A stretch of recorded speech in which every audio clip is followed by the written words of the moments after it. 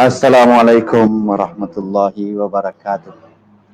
Bismillahirrahmanirrahim. Alhamdulillahirabbil alamin. Wa bihi nasta'in wal 'aqibatu lil muttaqin wala 'udwana illa 'alal zalimin. Wassalatu wassalamu ala rasulina Muhammad wa ala alihi wa ashabihi ajma'in. Tuan-tuan, puan-puan, sidang penonton, para penonton, tak kira berada di mana sahaja. Hari ini kita jumpa sekali lagi pada siri yang ketujuh, Bicara Ramadan 1442 Hijrah. Dan hari ini hari yang ke-9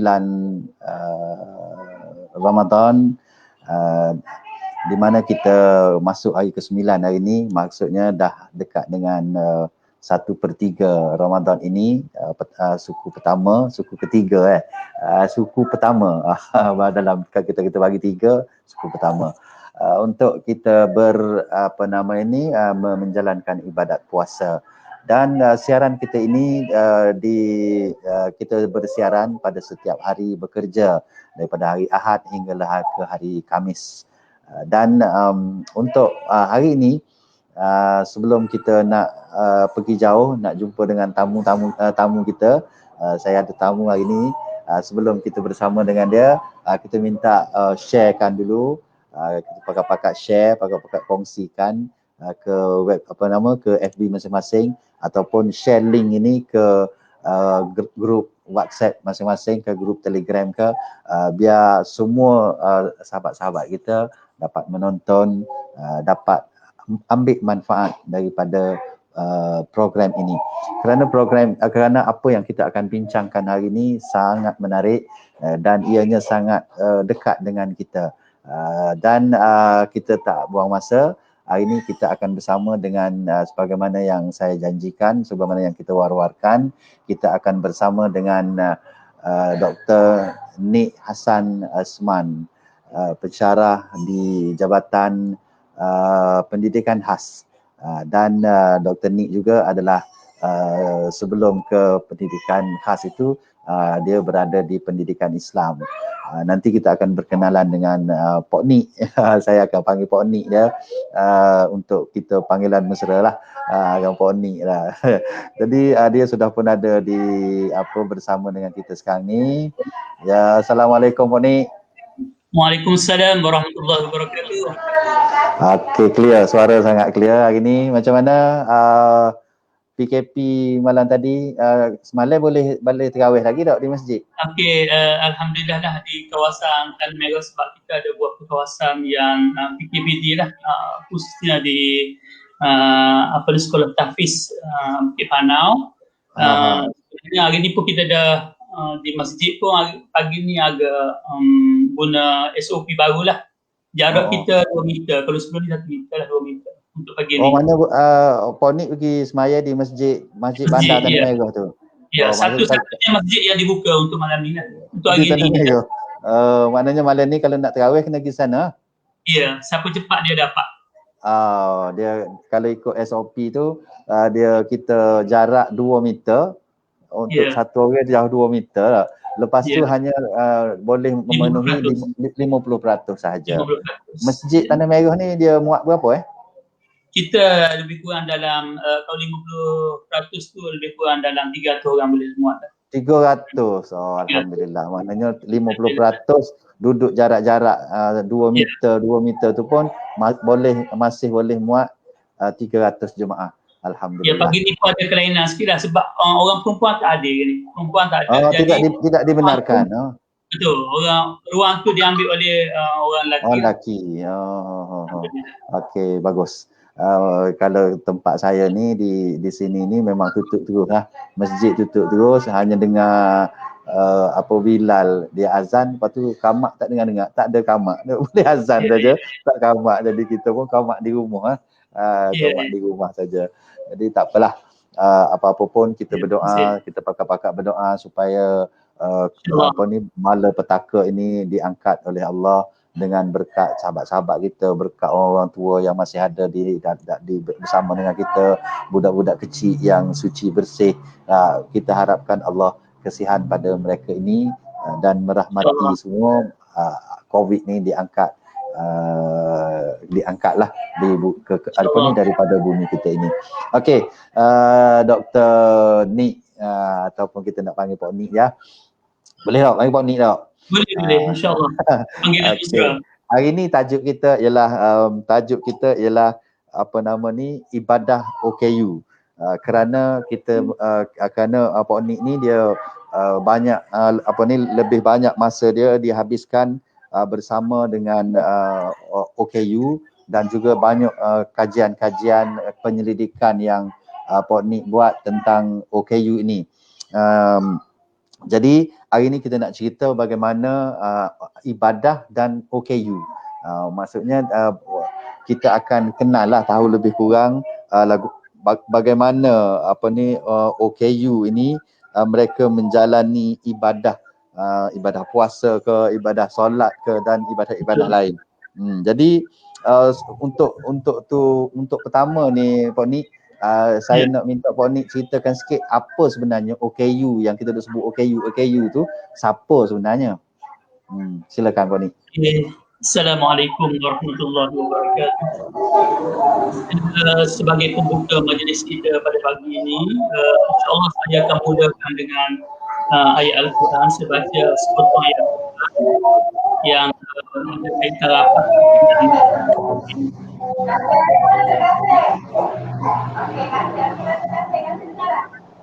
Yuridullahu bikumul yusra wa la yuridu bikumul usra ولتكملوا العدة ولتكبروا الله. Astagfirullahaladzim. Ayat ini sebenarnya Assalamualaikum warahmatullahi wabarakatuh. Yang saya hormati Tuan Moderator, kita ini orang yang kalau sebelum ni biasanya tempat saya ni diambil oleh Ustaz Sata, mungkin minggu yang akan datang saya sebagai moderator, Tuan Syekh sebagai kita tukar. Boleh insya-Allah. InsyaAllah. Saya baca ayat Al-Quran ini adalah sebagai pendahuluan pembukaan berkaitan dengan sebab ayat ini yang menceritakan bagaimana Islam memberi kemudahan. Ya. Jika dapat soal kuasa, itu Allah memberi kemudahan di mana ada kemudahan dan Allah Taala memberi keringanan. Tuan-tuan dan kesediaan. Kalau kita tengok dan konsep saya kita boleh faham OKU adalah mereka yang kita sebut saja OKU, orang orang yang mempunyai kekurangan masa yang kalau contohnya dia aksiden mungkin esok kata patah kaki, tetapi duduk dalam seminggu dua dia sihat balik, kita tidak kategorikan sebagai OKU dah.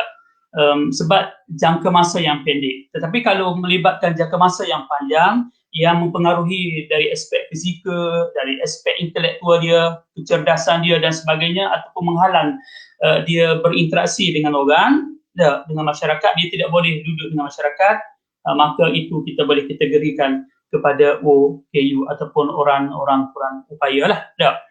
Dalam hari ini mungkin ini satu peluang lah saya rasa sebab tahap kesedaran kita masyarakat hari ini agak terkebawah dari segi nak meletakkan OKU ni di contohnya duduk makan sekali, duduk untuk letak bersama dalam masyarakat.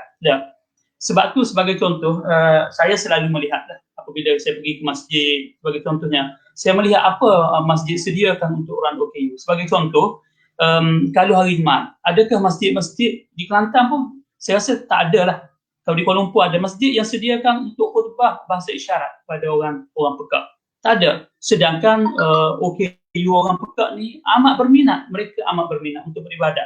Tetapi kalau mereka pergi, Ustaz Satta pergi duduk macam kita tak tahu apa benda, kalau kita tak ada orang yang nak bercakap, tak ada nak bercakap dengan kita, kita rasa satu kesunyian. Begitu juga kalau anak-anak pekak ni, dia mereka ni lebih suka duduk di sekolah banding dengan duduk di rumah. Sebab duduk di rumah mungkin bapa dia tak pandai interaksi, jadi dia lebih suka duduk di sekolah sebab ada rakan. Begitu juga kalau dia pergi ke majlis-majlis agama. Kalau kita sapa sebagai tuan orang pekak, kalau kita pandai satu bahasa isyarat, bagi salam, Assalamualaikum, apa khabar, tanya dia. Dia dah rasa satu orang dah menghargai dia. Dah rasa orang menghargai dia. Begitulah dengan situasi. Dia apa ni, kalau khutbah ni, hok kita hok dengar, kita hok nampak ni pun tidur, apa lagi dia hanya dia pergi, dia tengok je, dia tak tahu kata apa. Kalau dia tidur pun kita tak boleh nak salah lah. Lepas tu kita pula kata cuma kita duduk cemuh dia lah. Oh mari masjid, lepas tu tidur. Dia tak dengar apa pun, kita hak dengar ni pun tidur. Jadi okey, cantik tu. Ya. Maknanya teruskan. Ya, itu yang saya nampak lah yang di segi kesedaran. Begitu ya, kita tidak pernah memberi peluang sebagaimana Rasulullah memberi peluang kepada sahabat-sahabat yang OKU. Kita banyak, mungkin saya akan cerita nanti bagaimana sahabat-sahabat sehingga boleh jadi ulama ataupun ahli hadis, penghafal hadis, muazzin dan sebagainya. Terdiri daripada kumpulan-kumpulan OKU. Ini situasi masyarakat. Begitu juga kita tengok masyarakat kita hari ini yang contohnya peluang tu, iman sembahyang pun sebagai contoh lah, walaupun orang tu nampak bukanlah kata yang pekak, mungkin yang di segi fizikal dia tak sama dengan kita, cacat dan sebagainya, mungkin tak ada kaki, mustahil kita nak letak dia nak tolak ke depan sebagai iman. Walaupun kita tengok dia cacat fizikal, bukan dari segi kebolehan dia bersuara, dari segi suara dia boleh menyampai dengan lebih baik. Itu dari segi konsep secara umum lah. Okey. Sekarang maksudnya sekarang ni kita dah nampak jelas sikit siapa itu OKU, siapa itu OKU, dan timbul satu masalah timbul masalah kenapa Allah ciptakan puak-puak OKU kalau yang dia OKU OKU macam tadi tu kerana accident ataupun kerana apa-apa tu kita tak heran sangatlah. Dia OKU kerana dia accident, dia OKU kerana ada apa-apa hal yang lain. Tapi kalau dia lahir-lahir sebagai OKU, dia lahir-lahir sebagai orang yang cacat. Jadi kenapa Allah jadikan mereka begini? Sedangkan dia kata khalaqal insana fi laqad khalaqnal insana fi ahsani taqwim. Sesungguhnya kami ciptakan manusia itu sebaik-baik kejadian. Tapi tiba-tiba lahir anak yang tidak secomel ataupun sesempurna yang kita inginkan. Agak-agak kenapa tu Pak Ni?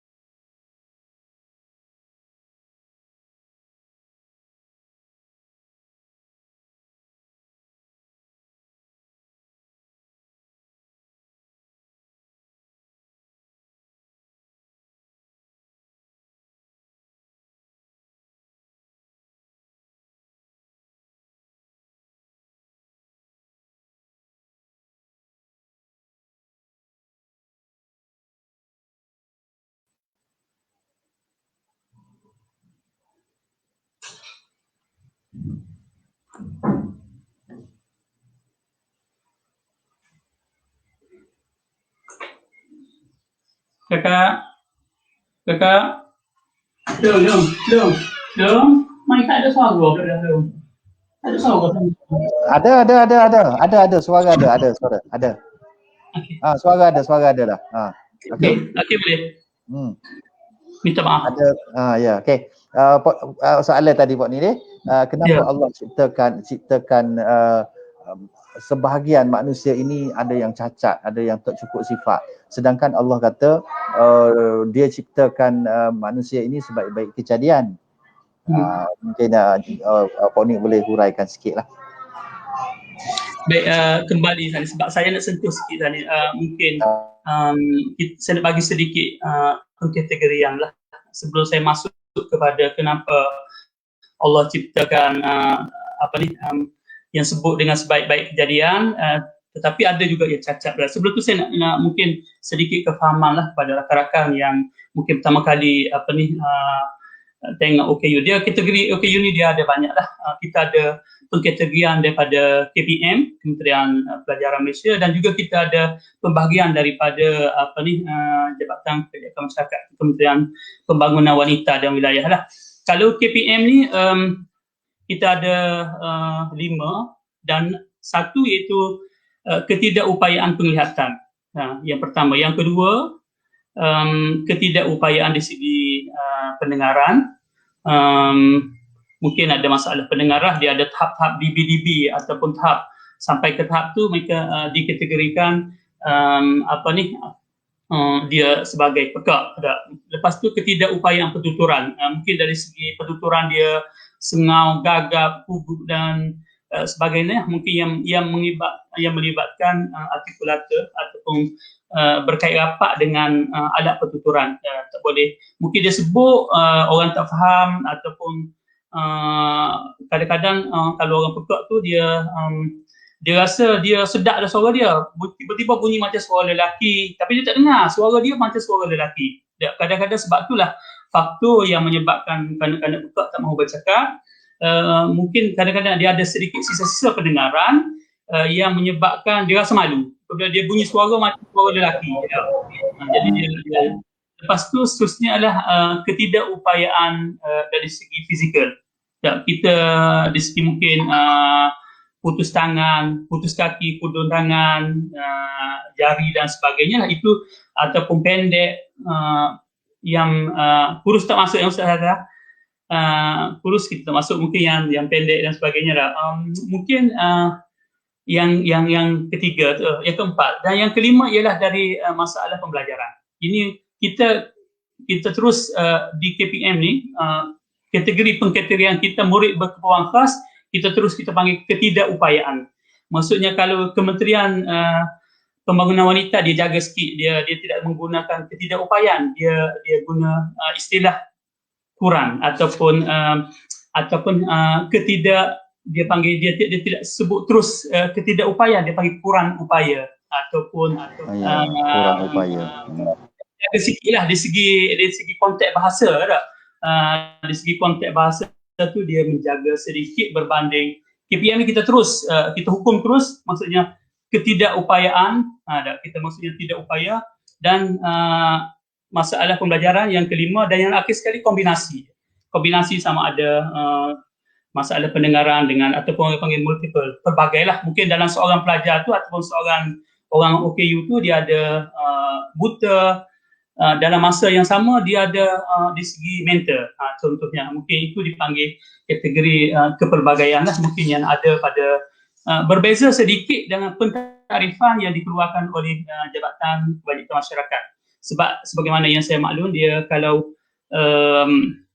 Jabatan Kebajikan Masyarakat dia guna istilah yang agak mesra sedikit sebagai contoh kelainan upaya. Dia pengkategorian dia lebih kurang sama tapi dia guna kurang upaya. Sebagai contoh, kurang upaya pendengaran, kurang upaya penglihatan, lepas tu kurang upaya pertuturan, apalagi kurang upaya mental, fizikal.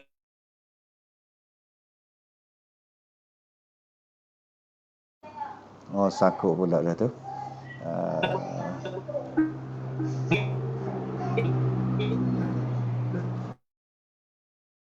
Kurang upaya mental. 6. Okey. Apabila merujuk kepada soalan Syekh kita tadi, kenapa sedangkan Allah sebut laqad khalaqnal insana fi ahsani taqwim. Aku jadikan manusia itu sebaik-baik kejadian. Ya. Kena faham. Yang pertama sekali saya melihatlah ini adalah kejadian itu adalah satu ujian. Ujian Allah mungkin nak memberi pahala kepada ibu bapa. Ya.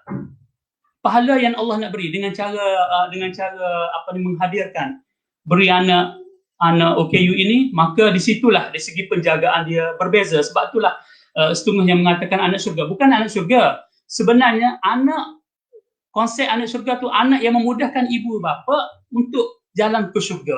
Sebab dengan jalan pahala itulah mungkin boleh menyampaikan. Jadi kita masyarakat hari ini mungkin kita rasa inilah saya melihat saya melihat. Contohnya kita kalau tengok anak cacat, kita rasa satu kelainan. Tetapi kalau kita tengok sesuatu yang benda selain daripada manusia, kita tengok makhluk lain, kita akan mengagung-agung. Sebagai contoh, lembu. Contohnya lembu kaki satu. Saya rasa semua pergi kerumun. Bahkan orang kata akcil lembu orang nak minum. Sebab dia rasa satu keajaiban. Kalau saya nampak macam ada pisang yang berbuah sampai 3 tanda, 4 tanda. Berbeza dengan yang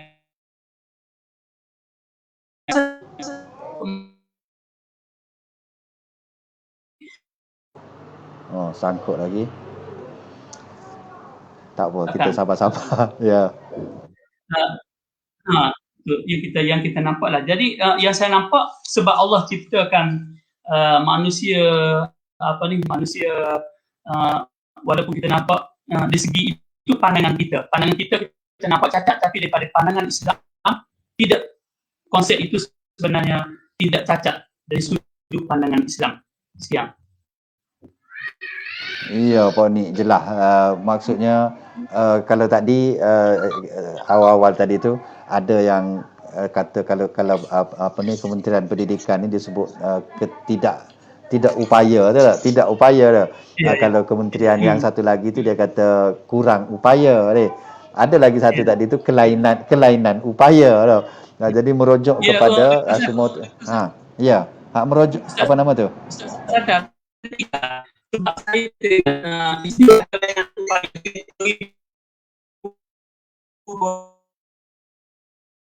Tesla waktu tu naik Tesla USM sebab dia rasa dia nak istilah nak bagi anak cacat agak macam kurang upaya, nampak macam agak terbawah, jadi rasa macam agak rendah, jadi dia ubah, dia kata guna istilah kelainan upaya. Tetapi dalam Akta OKU 208 kita menggunakan kurang upaya dah. Sebab itulah kadang-kadang kita tengok kalau orang pekak sebenarnya kalau dengan konsep yang kita fahami, walaupun dia guna bahasa isyarat, tetapi dia sebenarnya bukan cacat, tapi dia menggunakan bahasa selain daripada bahasa kita. Dan sebagai contoh, itu bahasa dia.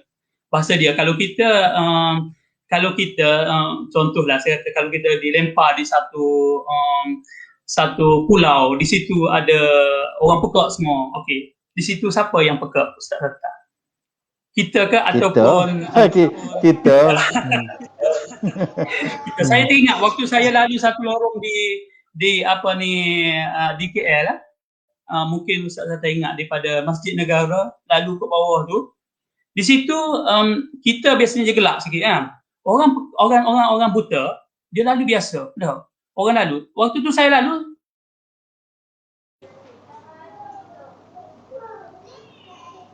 sangkut lagi. Langgar apa cik? Saya kata langgar benda. Keluar sana sebab kita ternampak gelap. Keluar di sana dia bawa tongkat. Dia tanya kita langgar apa? Dia biasa. Itu biasa. Siapa yang buta? Kita ke ataupun orang buta tadi? Itu situasi yang berbeza. Maksudnya dia punya masing-masing lah tempat tu. Ya, saya ada pengalaman hari tu sekali saya nak buat kabinet dapur. Dapur ni. Jadi saya pun telefon lah, cari dalam Facebook, cari dalam Google kan, yang orang-orang dekat-dekat sini yang boleh buat kabinet ni. Jadi telefon ada perempuan angkat. Dia kata, cik, ada makna ni, saya pun ceritalah dengan dia gini, nak buat kabinet. Dia kata, okey, nanti kita pergi rumah, tengok lagu mana, kita buat bajet macam mana. Jadi dia pun datang tu, perempuan tu mari, okey lah, tak ada masalah lagi. Dia mari, dia ukur, dia apa semua, dia pun letak harga berapa-berapa. Dia kata esok, dia kata dia balik, dia buat dulu almari tu, kabinet tu dia buat dulu, dia datang nanti seminggu, dia mari pasal balik. Dia mari pasal. Jadi saya pun tunggu seminggu, marilah dua orang lelaki yang tubuh tegak apa semua, dia mari dua orang lelaki, saya bagi salam, dia tak jawab. Saya pun relax je. Dia takut Myanmar ke apa buat ni lah. Saya pun diam je, dia pun naik, dia pun tak tanya apa saya, sebab maklumat tu dia dah ada kan. Dia bawa barang yang dah siap. Dia masuk ke dapur tu, terus dia kejar, gedung-gedang, sepatah haram pun saya tak dengar suara dia. Jadi sampai saya pun tak kisah sangat. Dekat petang tu nak balik tu baru saya tanya dia, baru dia bagi tahu. Kata pekak patut pun. Jadi masa tu jadi kita berasa kita bersalah lah, kita kita cakap dengan dia tak jawab, kita dah rasa dia ni apa ni dah. Kita tanya dia tak jawab. Rupanya masa kita tanya tu dia tak dengar kita tanya apa. Jadi bila nak balik tu, bila bertentang macam ni, dia tahulah kita bercakap dengan dia, baru dia bagi tahu dia tu. Jadi rugi juga kita ni tak reti bahasa dia. Betul lah, bahasa isyarat ni ialah merupakan satu bahasa macam kita bahasa Melayu, orang ni bahasa Cina, bahasa India, dan ada satu lagi bahasa isyarat. Jadi maksudnya Ustaz Safat ada satu kefahaman lah hari ni. Ustaz Safat dah ada satu minda baru dalam pemikiran Ustaz Safat bahawa orang pekak itu ada bahasa. Maksudnya ada bahasa lain, ada bahasa tapi ada bahasanya sendiri. Ada bahasa itu sendiri yang boleh berkomunikasi lah sama, sebab kalau dari segi kalau mungkin di ruang lain kita boleh perincikan dia bahasa dia macam kita lah, bahasa Malaysia standard, bahasa Malaysia kapung dia gitu juga. Konsep dia sama dengan kita juga. Kapung lagu mana, dia kecek kapung sebenarnya. Bagi contoh dah. Kecek kapung contohnya kosong sekolah. Dah contohnya tak ai sekolah, itu bahasa kapung. Dah. Kalau bahasa standard saya pergi sekolah gitu dia. Itu mungkin bahasa-bahasa ataupun ada istilah-istilah yang kita boleh fahami lah. Ya, tapi betul lah. Saya baru nampak bahawa ni adalah satu bahasa yang rencam bahasa dia tu sama dengan bahasa kita bercakap ni. Betul. Sebab ada satu di kampung saya tu ada satu pokcik ni, dia ni bukan OKU, tapi dia ada penyakit lah. Dulu dia okey, lepas tu lama kelamaan telinga dia tak dengar. Makin tak dengar. Tapi dia ni ada kedai kopi. Kedai kopi, dia memang dia jual kedai kopi, dia yang buat kopi, dia pergi tanya. Jadi bila kita kata saya minum Nescafe, jadi saya kata Nescafe satu, dia tak memang dia tak buat, dia mari dekat, lepas tu dia buat Nescafe tu gapo, dia buat gini. Dia buat gini, maksudnya Nescafe. Saya kata apa buat gini? Rupanya kalau minum Nescafe, mata jadi jelek, tak tidur. Lepas tu dia tanya Nescafe, dia tanya lagi, saya kata Nescafe susu. Dia kata ni. Jadi mungkin bahasa standard bagi mereka mungkin cara lain dah. Nescafe tu lagu lain. Tapi ada bahasa kampung, bahasa orang tak sekolah, bahasa gitulah ni. Baru saya faham. Okey, terima kasih Pak Ni. Terima kasih. Okey, teruskan lagi. Mungkin itulah sebab mungkin kefahaman kita hari ni lah, khususnya dalam masyarakat kita hari ni kadang-kadang mengaitkan anak yang cacat, mungkin tak ada kaki, tak ada gapo, semua ni kadang-kadang dia kait dengan perbuatan mak ayah. Itu sebenarnya persepsi itu perlu diubah lah, sebenarnya tak ada kena-mengena, tak ada kaitan pun dengan tingkah laku mak ayah. Kita kefahaman ni memang masuk dalam budaya kita, masyarakat kita. Kita di kampung, mungkin saya masih ingat, mungkin Ustaz Sata ingat kalau contohnya potong ikan, kita kalau ibu yang mengandung tu terpaksa sedarkan dulu anak dalam kandungan supaya anak yang keluar tu tidak tidak ada tangan, maksudnya sebenarnya tak ada kaitan langsung di antara perbuatan mak dengan ada yang dalam kandungan. Sebab itulah kalau kita tengok sejarah-sejarah dahulu, kalau tengok dalam Islam sendiri, sebagai contoh Nabi Musa sendirilah sebagai contoh Nabi Musa dan juga Nabi Saleh dah.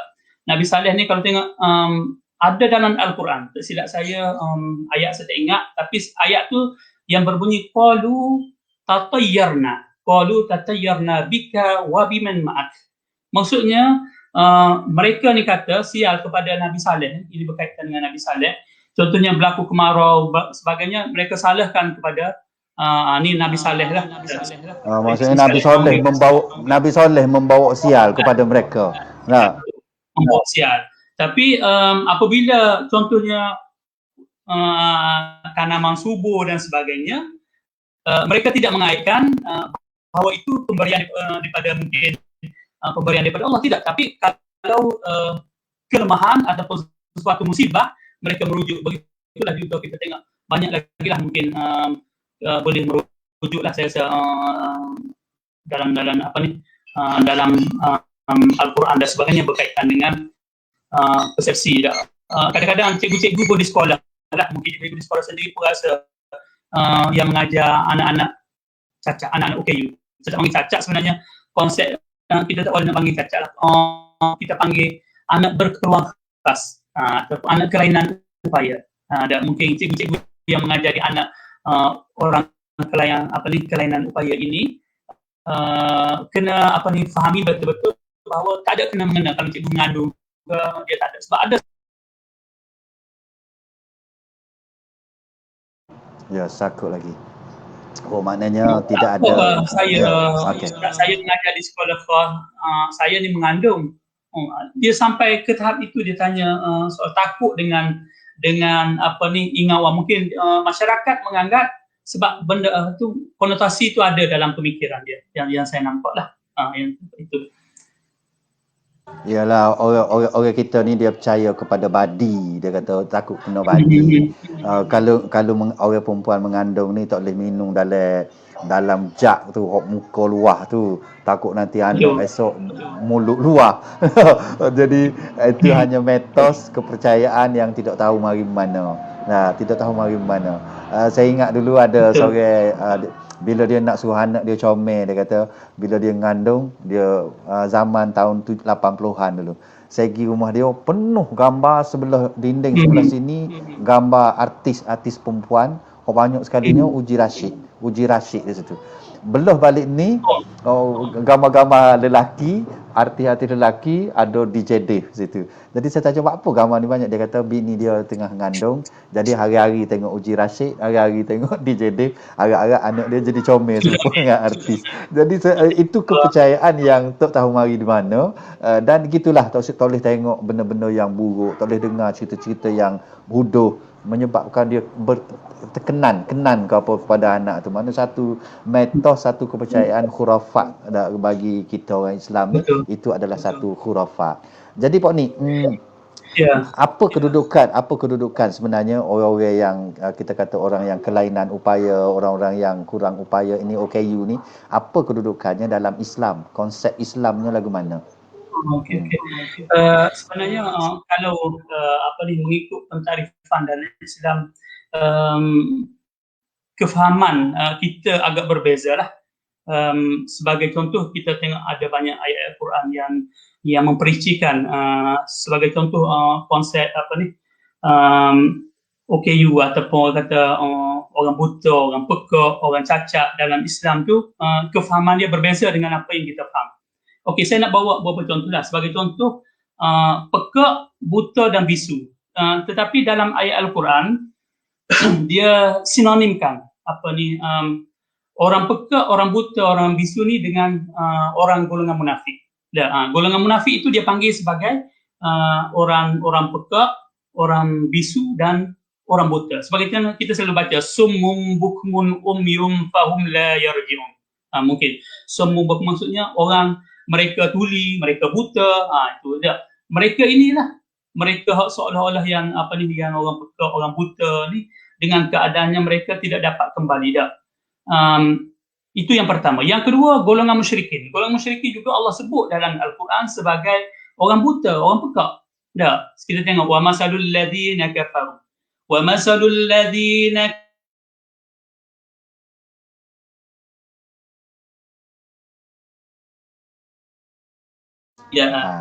maksudnya bandingan orang kafir sama, Allah Taala banding orang kafir dengan orang kafir itu sama seperti dengan orang yang bertiak memanggil binatang dan tidak memahami selain, dan mereka itu ialah summun bukmun umyum fahum la ya'qilun. Allah Taala kata mana? Mereka itu ialah orang yang pekak, bisu, ummun dan orang buta, fahum la ya'qilun. Mereka itu adalah orang yang tidak berakal lah dah. Okey, begitu juga dalam Islam menyebut orang ataupun golongan Bani Israel. Bani Israel ini adalah kumpulan orang yang dipanggil sebagai orang OKU, orang yang sebab ada telinga buta, ada mata buta dah, atau ada telinga orang yang pekak lah. Wahasibu alla takuna fitnah. Dah, silap saya gitu. Wahasibu alla takuna fitnah. Maksudnya, dan mereka juga menyangka bahawa tidak akan berlaku sebarang bencana. Dah. Sebab itu Allah Ta'ala sebut summa ummu wa summu kasirun wallahu basirun bima ya'malun. Maksudnya Allah menerima taubat mereka. Mereka ini Allah Ta'ala butakan mata, butakan telinga mereka, kemudian Allah memekakkan telinga. Memekakkan telinga. Tapi wallahu basirun bima ya'malun. Begitu juga kita tengok Allah Ta'ala sebut juga dalam Al-Quran kumpulan orang yang zalim. Ada walladzina kazzabu biayatina summun wa bukmun fi zulumat. Ada Allah Ta'ala sebut, dan orang-orang yang berdustakan ayat-ayat keterangan kami. Ada mereka adalah tuli, summun wa bukmun fi zulumat. Ada tuli, bisu dalam kegelapan. Dah, lepas tu may yasha Allahu yudlih. Maksudnya siapa yang Allah kehendaki akan disesatkan, dan siapa yang Allah nak tunjuk akan jadi. Begitu juga ada satu lagi golongan orang yang menolak Al-Quran. Orang menolak Al-Quran Allah Taala juga panggil sebagai orang yang cacat juga. Sebab ya ayyuhalladzina amanu atiullaha wa rasulahu wa la tawallau anhu wa antum tasma'un. Ya. Maksudnya, wahai orang yang beriman, taatilah pada Allah, jangan kamu berpaling daripadanya sedangkan kamu mendengar. Kamu padahal kalau kamu itu masuk dalam kumpulan orang yang kafir. Satu lagi mungkin, satu dua lagi lah saya rasa, macam contohnya kalau orang yang tak terima hidayah itu Allah Ta'ala sebut sebagai orang yang cacat juga di akhirat nanti. Itu sebagai ringkasan ataupun konsep kecacatan yang dari perspektif, dari sudut pandangan Islam lah, dan Al-Quran yang Allah Ta'ala sebut dalam Al-Quran. Ada ayat Puan ni tak baca tadi, ayat yang mereka itu adalah golongan yang sesat, seperti binatang ternakan, bahkan sesat daripada binatang gitu ya, iaitu lahum udhunun la yasma'una biha. Mereka ada telinga, mereka ada telinga tapi tak nak dengar. Lahum a'yunun la yubsiruna biha wa hum la yasma'una biha. Ya. Ada hati tapi hati yang tidak berbunyi. Itu adalah satu kumpulan juga yang Allah berikan sebagai orang yang cacat dalam kategori dalam Islam lah. Itu. Jadi maksudnya Islam ini melihat kecacatan itu bukan cacat pada fizikal, tapi melihat betul. kecacatan tu kepada yang satu lagi. Telinga ada Betul. molek-molek boleh dengar, tapi telinga sin yang ke satu lagi tu, panca indera yang satu lagi. Telinga dengar molek-molek ada, kalau dengar lagu boleh, tapi kalau dengar Boleh. Quran ngatu. Ngatu jadi tuli lah. Kalau tengok drama Korea, okey, segar dah. Okey. Bila dengar Dah siap ceramah kuliah gini, tidur. Maknanya cacat yang dikatakan oleh Islam, bukan Islam, cacat betul. ya, cacat fizikal ini. Jadi Fizikal. kita nak pergi kepada kita tak pergi lagi ni apa ni kepada Masuk tajuk tajuk. kita ni. Tak masuk tajuk lagi. Tak masuk tajuk lagi ni, nak pukul berapa dah kita ni? Dah ada 20 minit lagi buat ni. Jadi baru kita nak pergi kepada tajuk kita.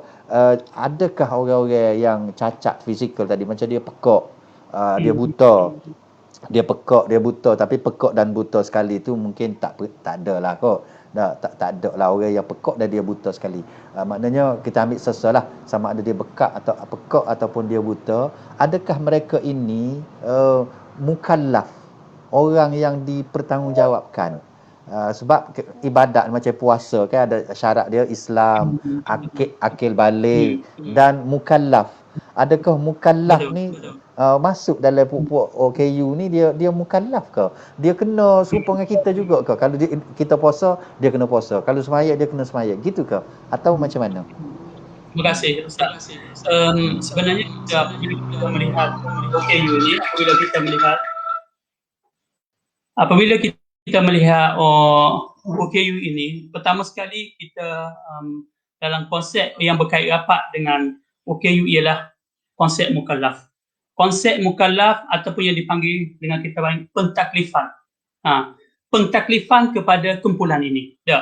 Dia pentaklifan kepada OKU ini sebagai contoh orang yang dari segi mental. Dia berkait rapat dengan pentaklifan pada akal. Sebab kitab Allah tu berkait rapat dengan akal dia. Sebab walaupun fizikal dia sihat, dia boleh berlari dan tetapi akal dia tidak boleh. Orang gila. Tapi dia tidak, hukum ke atas dia terlepas. Sebab perkitaban dia berkait rapat dengan dengan akal. Sebab itulah kita dalam hukum ibadat orang kayu ni, pertama sekali akal. Akal yang sempurna. Yang kedua dari segi Muslim. Orang Muslim akal. Yang ketiga balik sampai umur, dan yang ketiga yang keempat ialah yang keempat ialah maksudnya dia suci daripada hadas. Jadi ibadah kepada OKU adalah berkait rapat dengan akal dia. Maksudnya sebab itulah kita tengok dalam ulama sebagai contoh Imam Bajuri dia kata solla bil qalbi. Maksudnya sembahyang itu bukan dengan niat. Sembahyang itu asasnya bukan pada badan, bil badan itu. Sembahyang itu bukan asasnya pada badan. Bil badan ini maksudnya solat la bil badan, bukanlah asasnya pada badan, tetapi terletak pada al-aqlu, pada akal lah maksudnya. Sebab itulah kita tengok kemuliaan anak Adam tu, tengok hadis Nabi kata walaqad karramna bani Adam bil aqli. Kalau salah hadis ni Ustaz saya kata betul kan? Walaqad karramna bani Adam bil aqli. Maksudnya kemuliaan anak Adam itu terletak pada akal. Kita tengok walaupun dia smart, handsome dia, tapi kalau akal dia tak sempurna, mungkin dia akan jadi pengutik sampah tepi jalan dan sebagainya. Maksudnya secara keseluruhannya faedah manusia itu terletak pada akal. Maksudnya khitab, tuntutan, taklif, kefarduan kepada seseorang kanak-kanak itu adalah bergantung kepada akal. Itu yang pertama. Dan siapa yang akan menentukan? Contohnya kita tengok kanak-kanak ni dah 15 tahun, tapi yang menentukan kalau kita adalah pakar daripada doktor. Doktor yang akan mengesahkan kanak-kanak ini kemampuan di segi akal dia.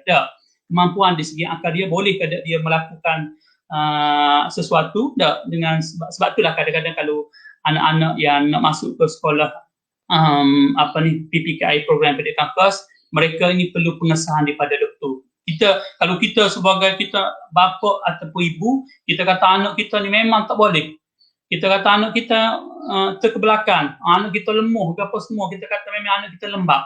Tetapi itu pandangan kita, tidak disahkan oleh pakar, maka tidak pengkategorikan anak kita itu dalam kumpulan murid yang bermasalah ataupun murid yang berkualitas. Tetapi kalau dia kena ditentukan oleh pakar-pakar ini. Begitulah juga dari segi bab ibadat ni mungkin kebolehan seorang. Sebab itulah ada dalam mungkin Ustaz Satta, saya rasa mungkin Ustaz Satta akan sebut bab puasa nanti. Dia akan tanya, dia berkait rapat dengan pakar yang menentukan. Itu. Terjawab ke tak tahu hajat. Ya, dah tu.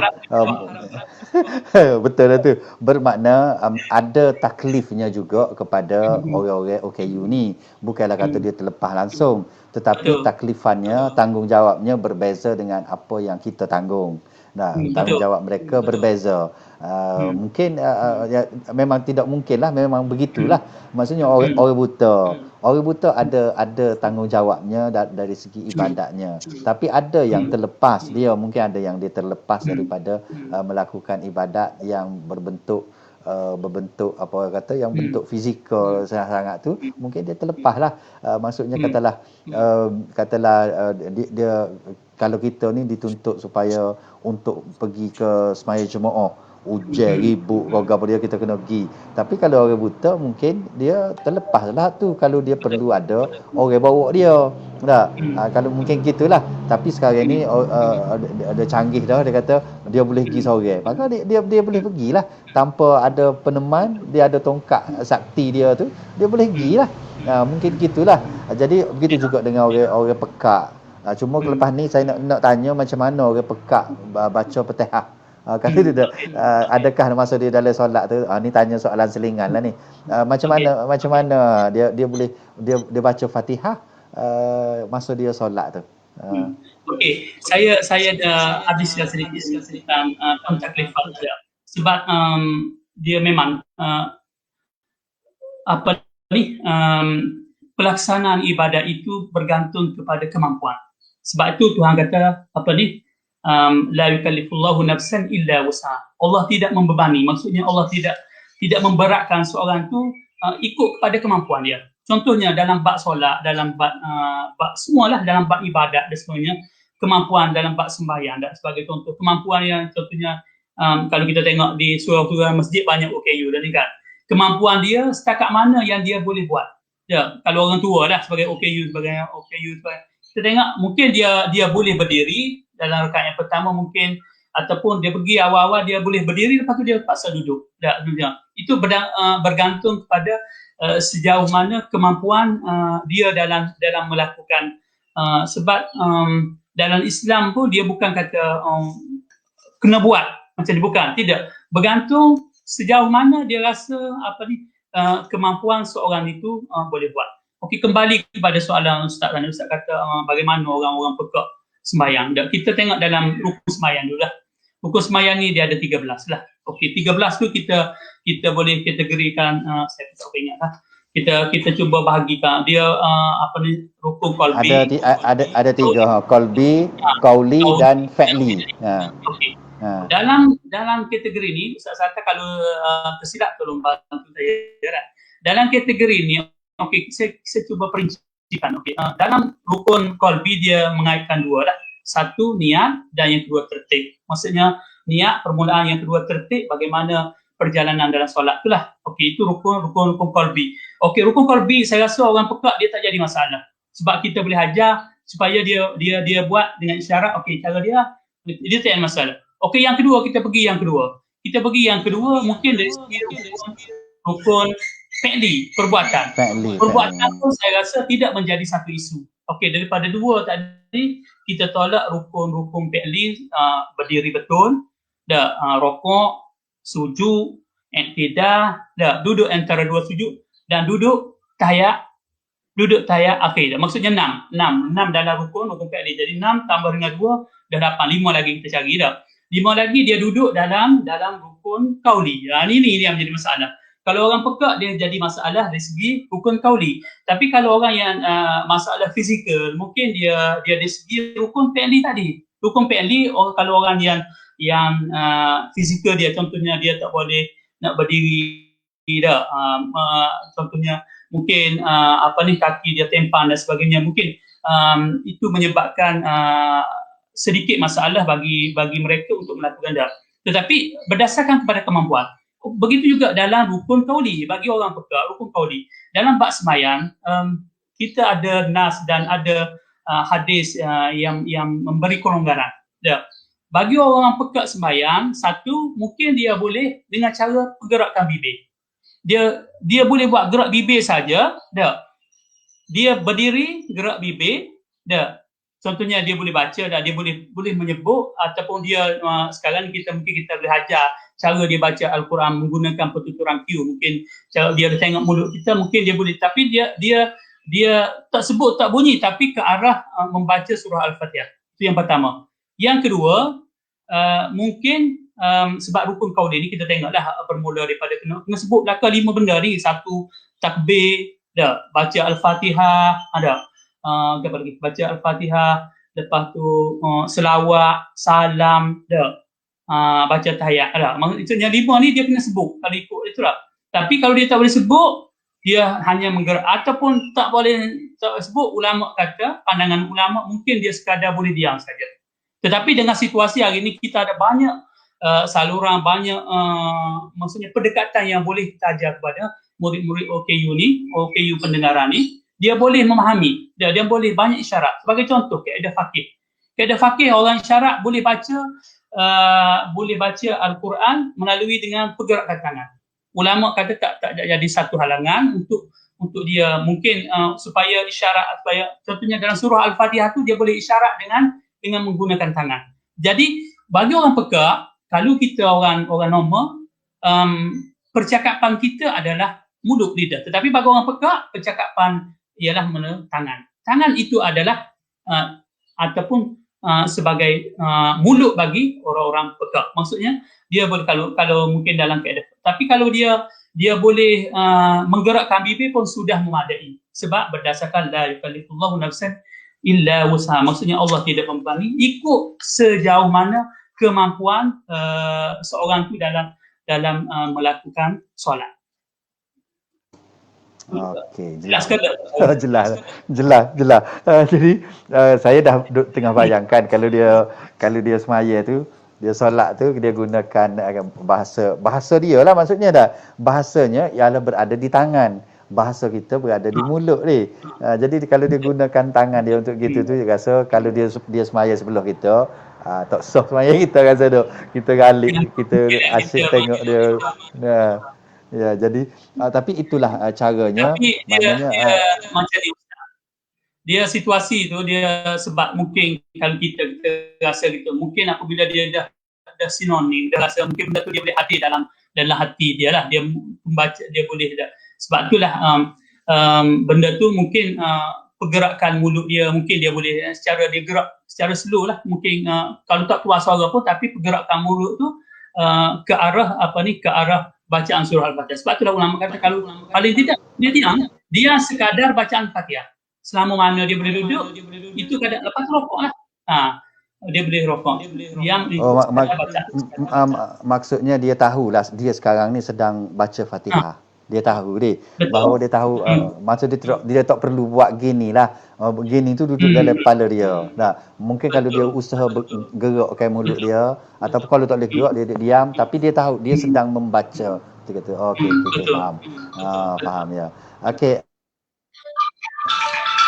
Itu maknanya kalau ibadat-ibadat lain macam mana? Macam ibadat solat tu lah yang banyak nak guna mulut pun. Kalau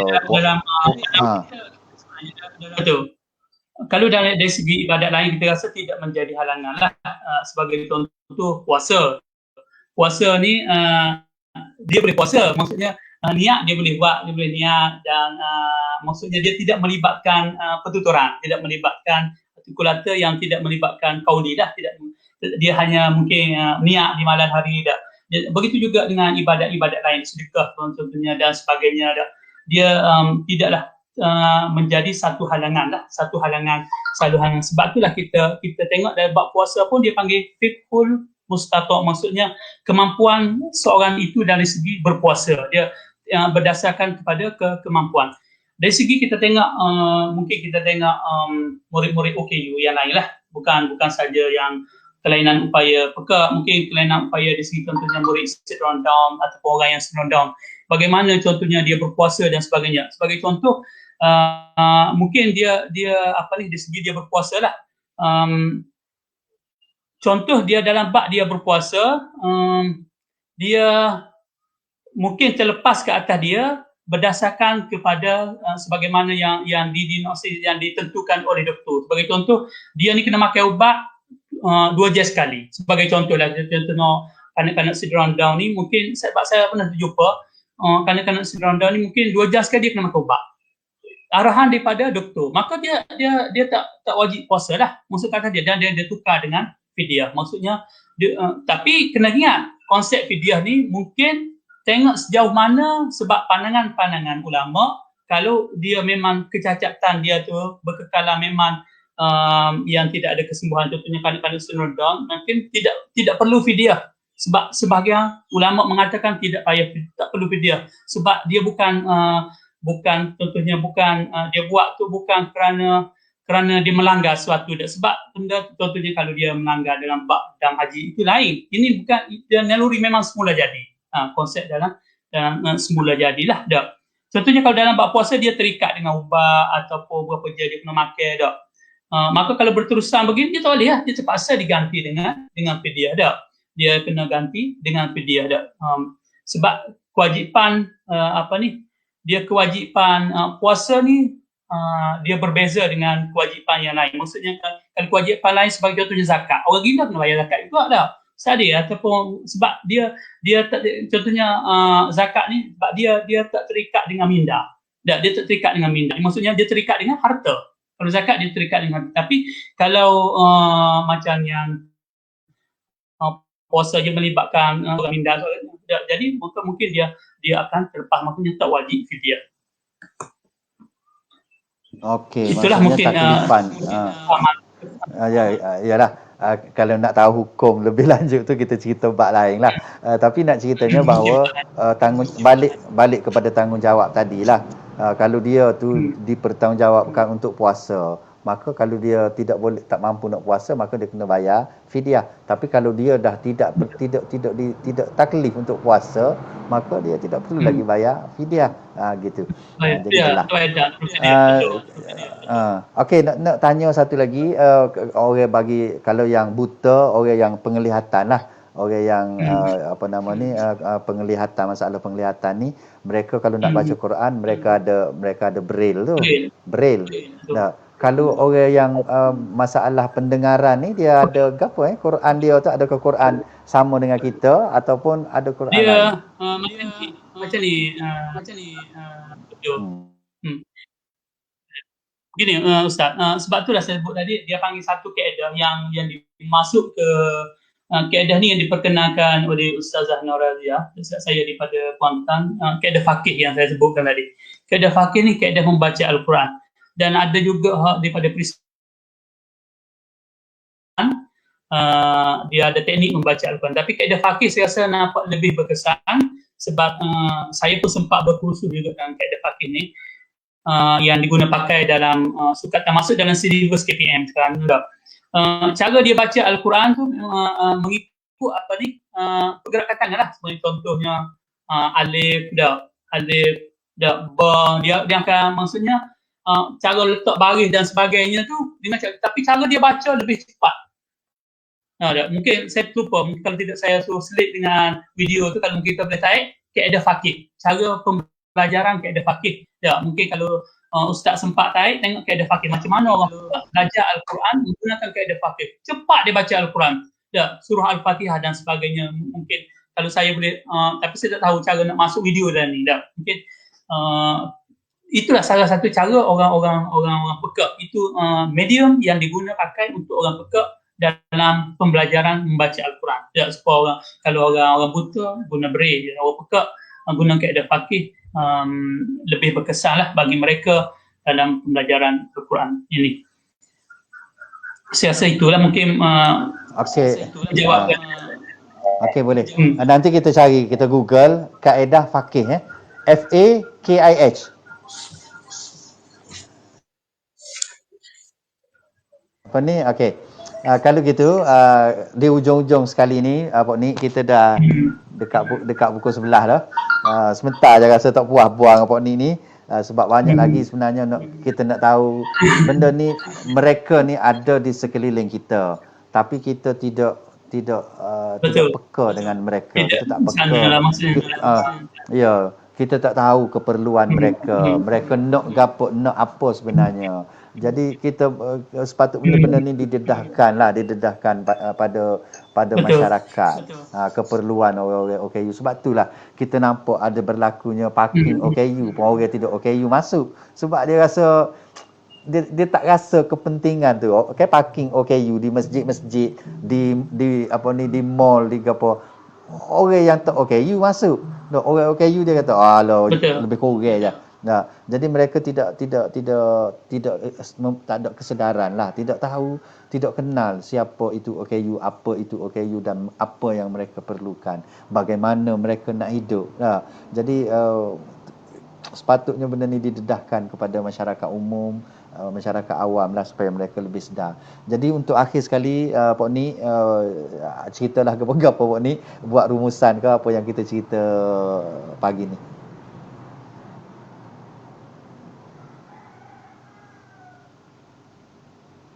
Oh, hilang dah Pak Ni.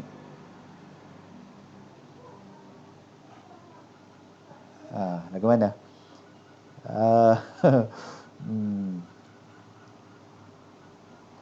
Pak Ni memang lain dia lah biar tu.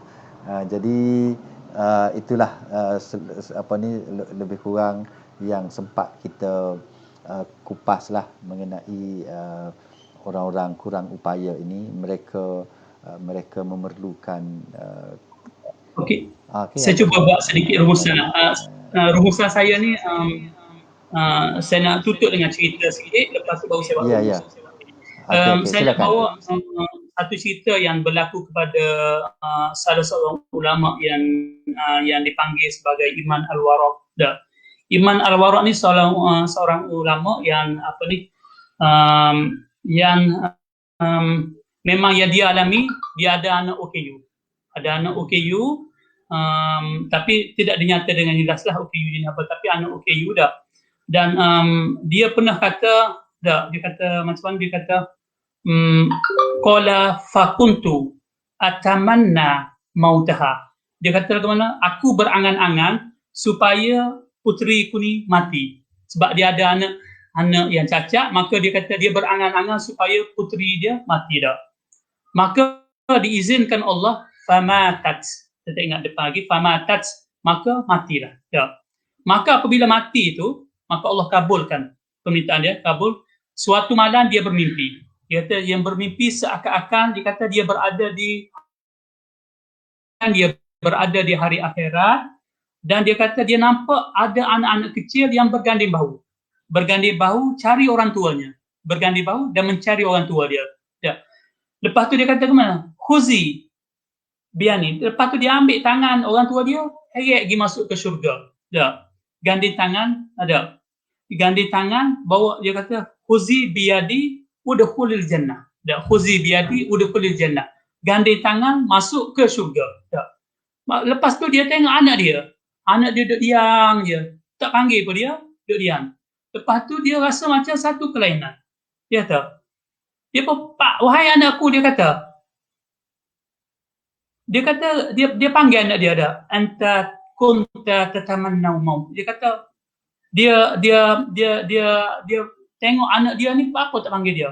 Maka anak dia kata, anta kunta tatamannau maut. Dia kata engkau dulu minta berangan-angan supaya aku cepat mati. Jadi saya nak kesimpulan di sini ayat. Walaupun kita ada anak OKU, maka kita kena, yang pertama sekali kita kena letak anak itu adalah sebagai saham untuk kita, saham akhirat. Sebagai saham pahala untuk kita. Kalau orang lain mungkin susah nak dapat pahala, mungkin kita ada pahala di dalam rumah. Mungkin pahala tu dia mungkin lebih besar sebagai ganjaran yang Allah Taala nak berikan kepada kita, kepada anak-anak. Sebab itulah dia kata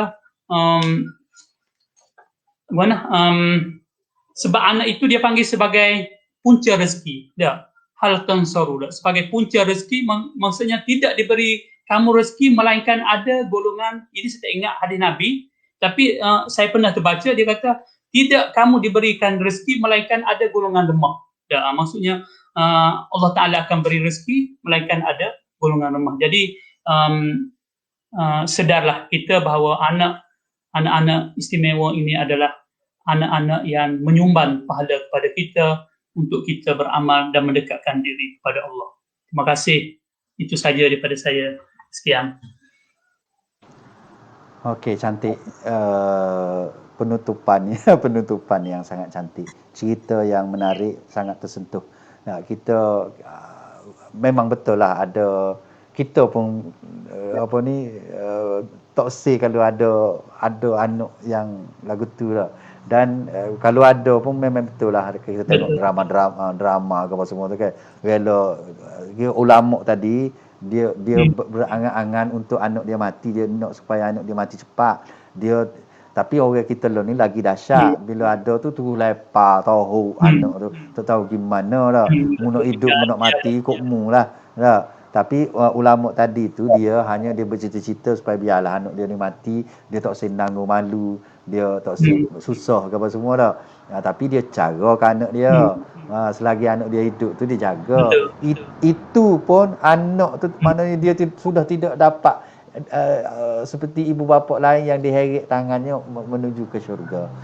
Setara tu je, sikit saja. Jadi apa lagi kalau yang lempar anak, buang anak tak tahu mana ni kerana anak tu cacat, kerana anak tu tidak seperti yang dia inginkan, maka tak tahulah lagu mana balasan dia.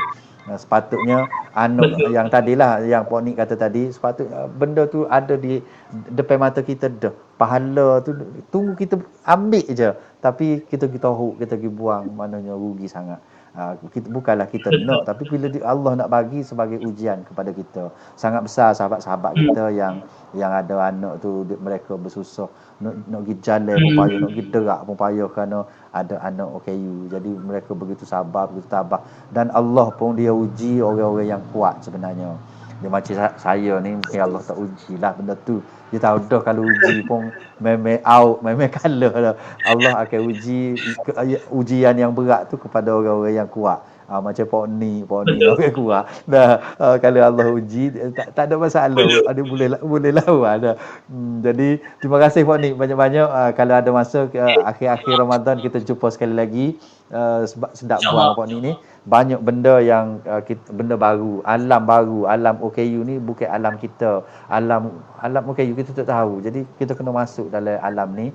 Pak Nik ni dia dah masuk dulu, dia bukan dari awal pengajian Pak Nik dah masuk OKU ni, masuk pendidikan khas ni tengah-tengah jalan dah. Tapi bila masuk dah setubik. Bila masuk tak setubik, tak nak keluar daripada ke pendidikan khas ni. Sebab ada suatu benda yang sangat menarik, ada satu benda yang tak boleh nak lari.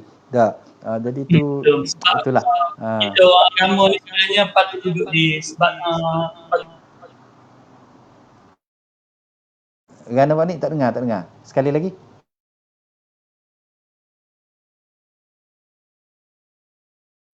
Tak dengar lah, putus dah. Okey, tak apalah. Bila kita duduk dalam bidang pendidikan khas ni, maka di situ kita boleh menyelami dengan betul bagaimana situasi sebenar. Berbanding dengan kita tengok sebelum ni, kita tengok secara bukan dari luar.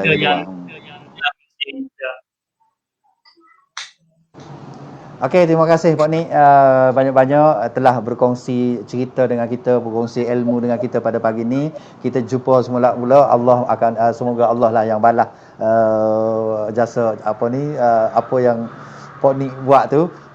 Kita tak boleh nak membalasnya, dan kita insya-Allah kita akan jemput Pak Nik pula dalam siri-siri selepas ni. Mungkin di akhir-akhir Ramadan nanti kita akan jumpa Pak Nik deh. Jadi cukup sekadar tu. Terima kasih kepada semua penonton yang kekal bersama dengan kita walaupun hari ni tak ramai mana, tapi tak apa, share akan naik, akan ramai jugalah orang yang menonton kita ni. Dan kita berhenti setakat tu Pak Ni. Aku lu qauli hadza. Kita jumpa esok deh. Esok ada satu yang menarik juga esok. iaitu kita akan kita akan bersama Dr. Rozi Ismail. Beliau ini orang yang jalan rata, yang round dunia, dan kita nak dapatkan pengalaman dia. Dia berinteraksi dengan orang-orang Islam di China, orang Islam di Jepun, orang Islam di Korea, orang Islam di seluruh dunia, banyak tempat lagi. Jadi kita nak kongsi dengan Dr. Rozi esok. Jadi tunggu pukul 10 esok dah Pak ni. Royak ke saya sahabat tu pakat tengok pukul 10 esok bersama dengan Dr. Rozi Ismail. Jadi kita berhenti setakat tu. Aku qauli hadza, astaghfirullah li wa lakum. Wassalamualaikum warahmatullahi wabarakatuh. Assalamualaikum.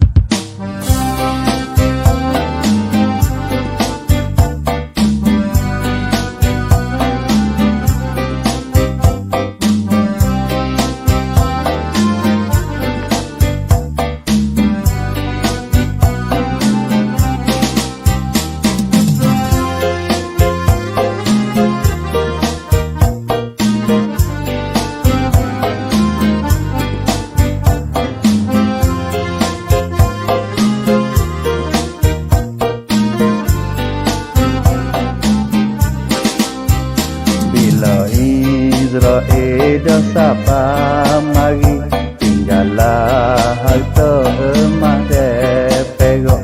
Bila Israel dah sapa mari tinggallah harta emak depego. Napa dah berhenti lemahlah diri, jasad terguling tidak bergerak. Napa terhenti lemahlah diri, jasad terguling tidak bergerak.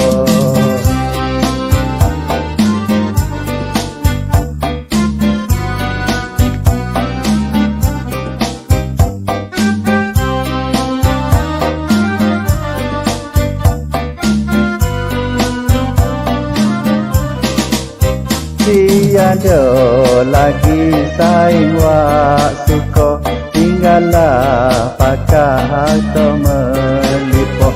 Tiada lagi saing wak suka, tinggallah pakar atau melipok. Ke tempat sunyi jasad dibawa, dalam keranda dibawa pindah. Ke tempat sunyi jasad dibawa, dalam keranda dibawa pindah.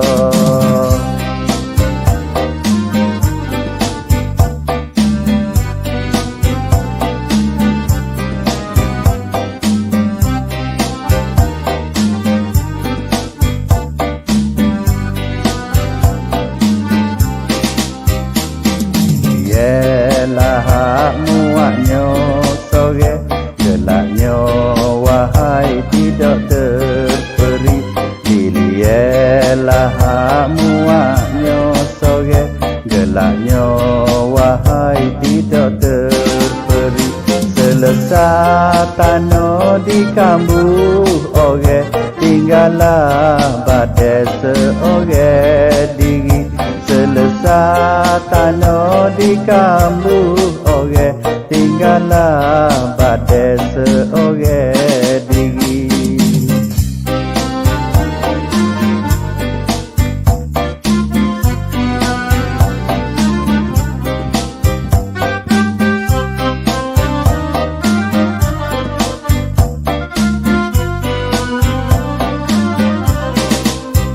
Segala harta anak dan menatu tidaklah dapat mengambil alih. Segala harta anak dan menatu tidak dapat mengambil alih. Hanyalah amat dapat membantu doa dari anak yang soleh. Hanyalah amat dapat